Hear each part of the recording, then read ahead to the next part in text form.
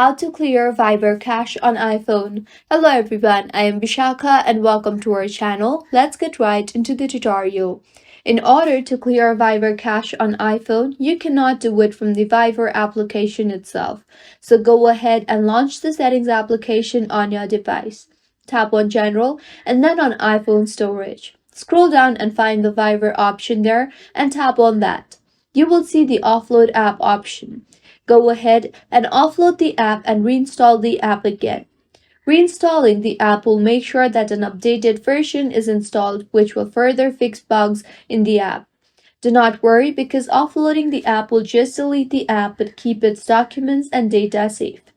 Doing this will also free up storage used by the app and will fix the app further, and this is how you can clear cache on Viber in iPhone.